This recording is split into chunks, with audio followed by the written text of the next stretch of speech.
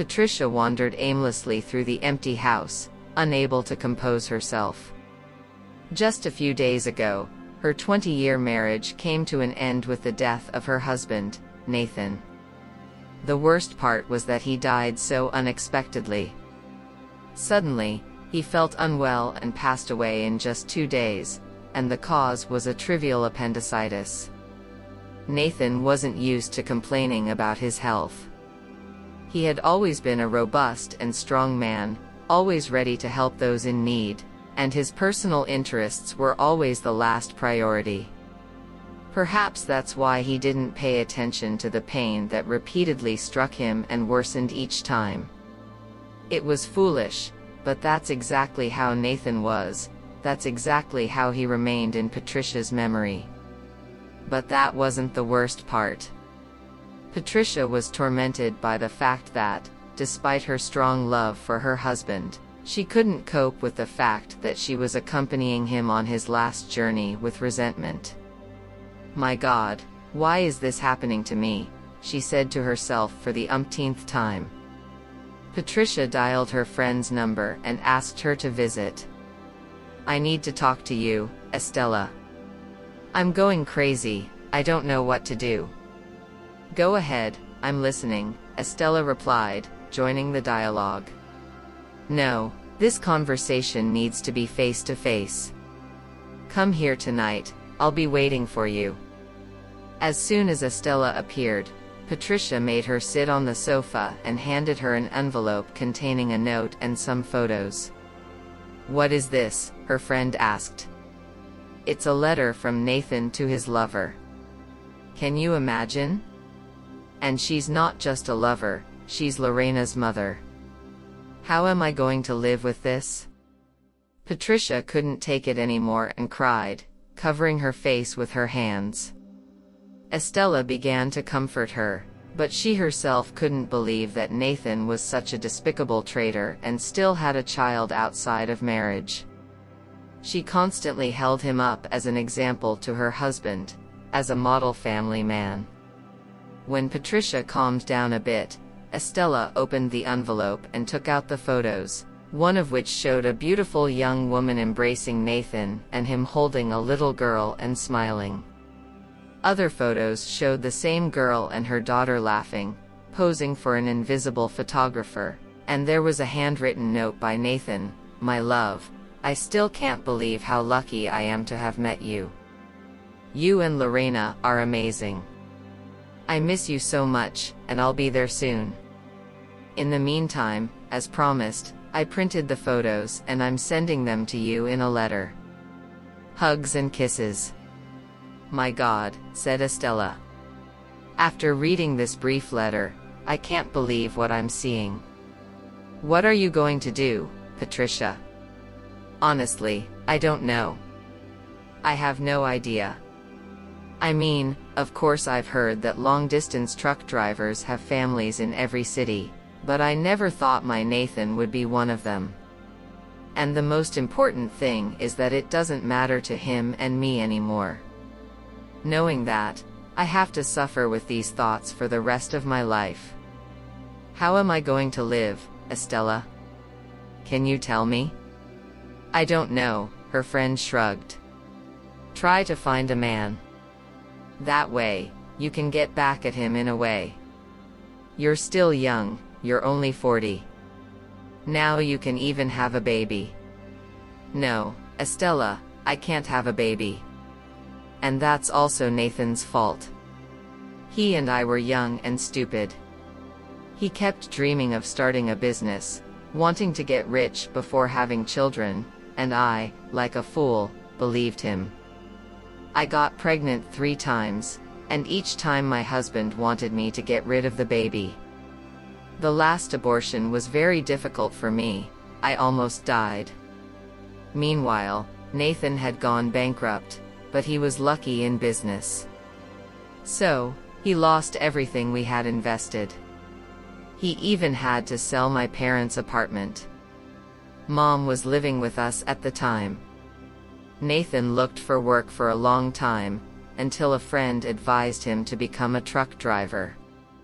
He was afraid at first, but then he got used to it. Life became more or less normal. I never got pregnant again, even though he said he wanted his children to grow up wealthy. No comma after never and wealthy to avoid ambiguity. It means, he said once, hooray, get rid of the baby.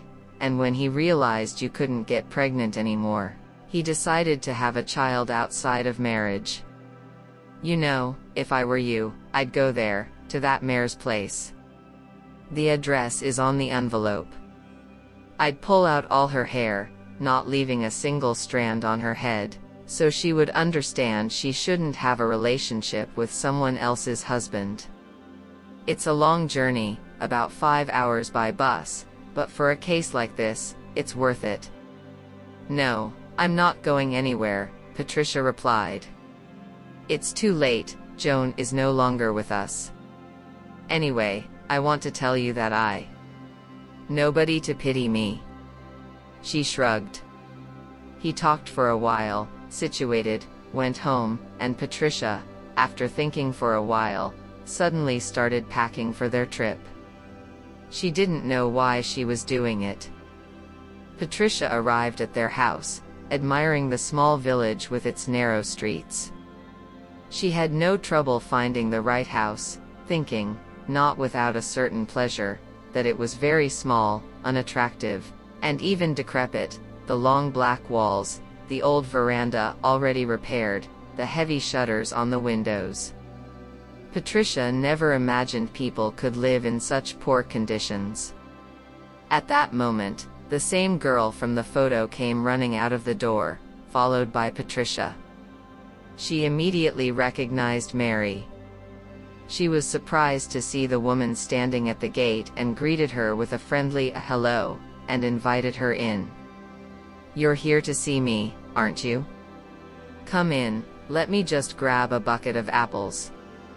I picked them this morning, they're so sweet, I'll give you some. Do you have any idea who I am?" Patricia asked. "No," said Mary, looking at her and wondering.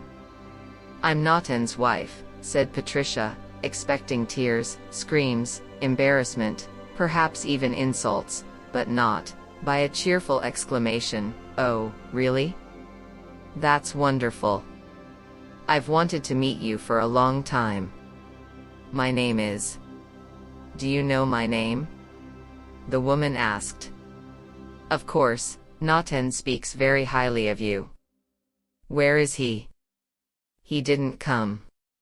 He died," said Patricia, quietly, not fully understanding what was going on. The bucket fell from Mary's hands with a bang, and the apples scattered all over the veranda. Mary's daughter shivered and ran to her mother, who, covering her face with her hands, sobbed bitterly, sitting on the unpainted bench. It took Mary some time to deal with the outburst of sadness that hit her. "I see you loved him very much," Patricia said bitterly. "Thank you for coming to tell me this. I've waited so long for him." "I thought it was important for you to know," Patricia said. "You have a daughter growing up. She has the right to know what happened to her father. He was going to give you this." Patricia handed the envelope to the girl. Mary's father asked again. Suddenly, her hands trembled. "My God, do you think I'm Nan's lover?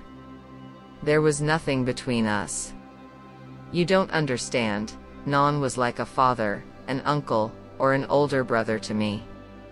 I loved him and will always love him as my closest relative, perhaps even my only relative. Nan has always been faithful to you. He was the most faithful husband. He couldn't live any other way. How could you doubt him?" She took the envelope from Patricia's hands, looked at the photos, and began her story. Patricia, sitting across from her, forgot the shaker that had been served to her and listened with wide-open eyes. "I was born into a family that didn't need me at all. My mother was an alcoholic. She didn't know who got her pregnant. She had 4 children, and I was the only one who survived. My older brother died in prison 3 years ago and is buried somewhere. In an unnamed cemetery, there was also a brother and a sister who died before they turned 3 years old. My mother drank as if she didn't even notice if we were alive in this world or not. Poverty, cold, hunger, I experienced all of that from a very young age. Sometimes, I even went to my neighbors to ask for food. The food they gave me was the only thing I ate. I also tried to take some for my brothers and sisters. I can't even think about those times without trembling. I think you realize that I learned what men were like when I was a teenager. My mother started drinking so much that I couldn't bear it anymore. I ran away from home, and to get some money for food, I decided to sell my body. That's how I existed. Someone would feed me, somewhere I could take a shower, somewhere I could sleep. That was my happiness. One day, a truck stopped on the road. The driver got out of the cabin and started inspecting the wheels. I went up to him. I was very hungry, hadn't eaten anything in almost 2 days. Well, I thought everything would be as usual. But he looked at me and really made me get into the cabin. And you can imagine, he simply fed me. Out of habit, I wanted to thank him in the only way I could. He took his hands off mine, and suddenly started talking to me, asking about my life. I broke down in tears and told him everything about my life, and that I was also expecting a baby. Patricia, if it weren't for your husband, I might not even be alive now.